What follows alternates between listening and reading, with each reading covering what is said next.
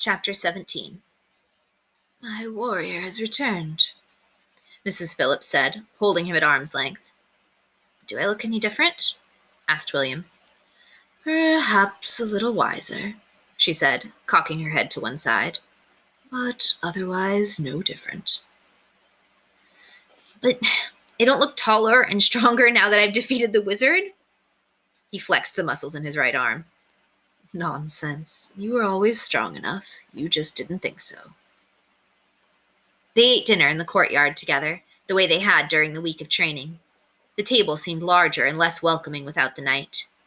"Sir Simon sends you his best wishes," William told her. "He is a good man with a big heart, but he lacks imagination," Mrs. Phillips replied. "My dear husband Alfred was the same way. He would attack one problem over and over again like a baby banging his head against the side of a crib. But that is neither here nor there.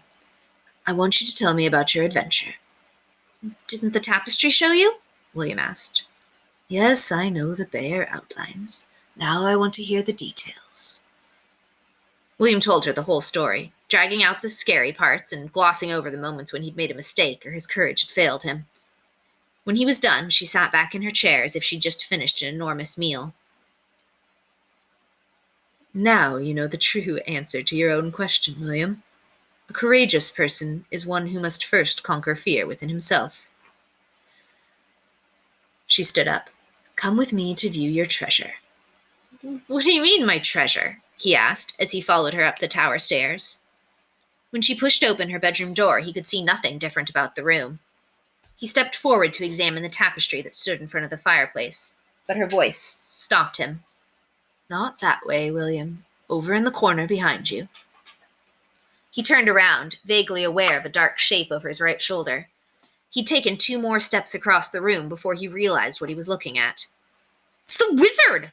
he cried. "In lead! So that's where Calendar sent him to." "A few days ago he appeared in my room out of nowhere.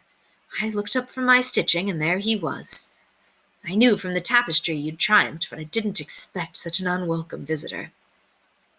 William walked up and looked more closely at his old enemy's face.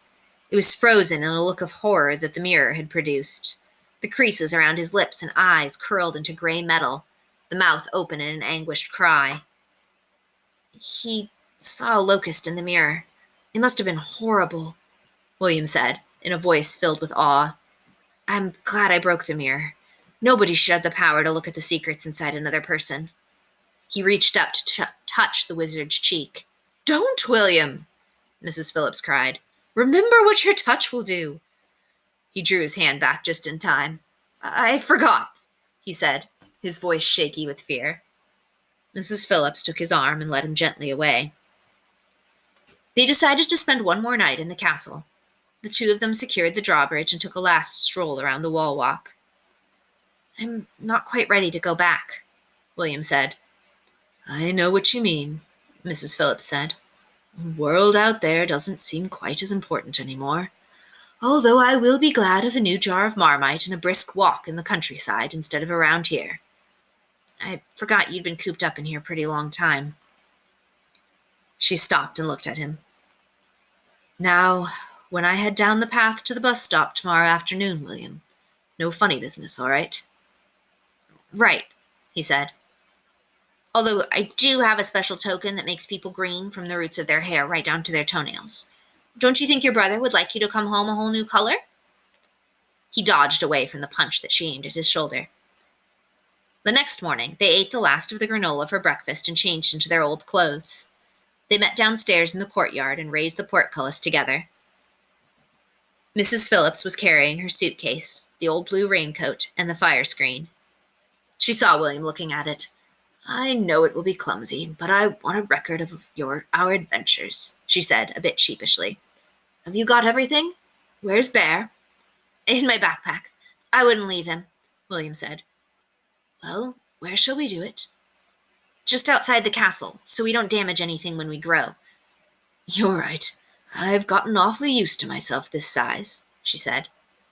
"Sure you don't want to stay this way?" he asked. "Yes, William, I am very sure." Now lower the drawbridge. We have business to attend to outside the castle. Arm in arm, they walked over the wooden planks for the last time. Look back, she said. It will never look this way again. William remembered the time he'd seen the castle when the Silver Knight first made him small. Every detail of the stonework and every line in the planking had suddenly stood out. After a moment, she pulled open the leather pouch, and he produced the necklace. They pressed the two halves of the token together and snapped the clasp on either side. I'll do you first, he said. Only fair. Before she could object, he pointed the key side of the token at her and said the word Janus. Suddenly, he was looking at the pattern of holes in the toes of her comfortable brown shoes. She knelt down and picked him up very carefully. I'm putting you down on the top stair where I can point it at you, she said. Put the token in the palm of my hand. He dropped it carefully. He felt himself being lifted up again, an eerie sensation that reminded him of going up in an elevator, except this one had no sides. He glanced down at Mrs. Phillips' palm. You have an enormous lifeline, he called, and she smiled. Crawl off the edge. Be careful not to tumble. William stationed himself in the middle of the top step. She leaned down over the castle. What are you doing? He called. She put the roof back down on top of the bedchamber. Getting the wizard, she replied, as she slipped the lead figure into her pocket. It's not safe to leave him with you. You might forget and touch him one day. Why don't you just put me in the other pocket and take me to England with you? He said.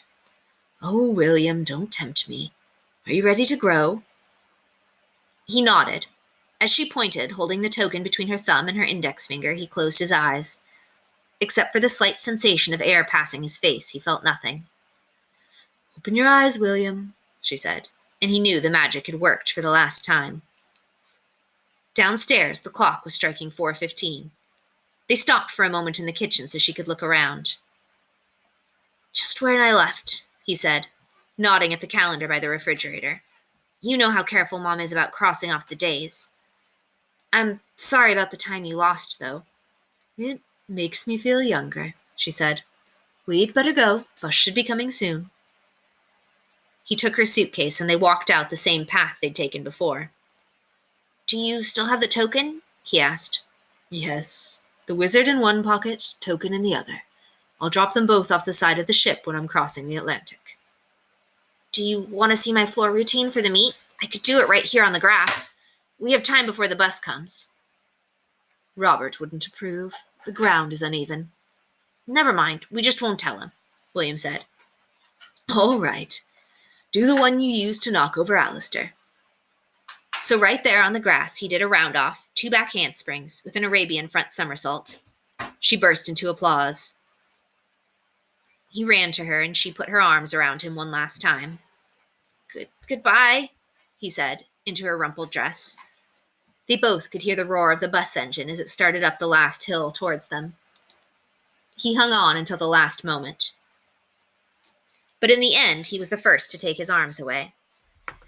She picked up her suitcase and climbed the bus steps without looking back. Long after the door had closed and the bus had grumbled away, he stood on the side of the road and waved. When he went back into the kitchen to pour a bowl of cereal, he noticed the note taped under the telephone. William, chicken with cashew tonight. I'll do the shopping. Love, Dad. The end. If you're interested, this author wrote another book that follows the series. It's called The Battle for the Castle.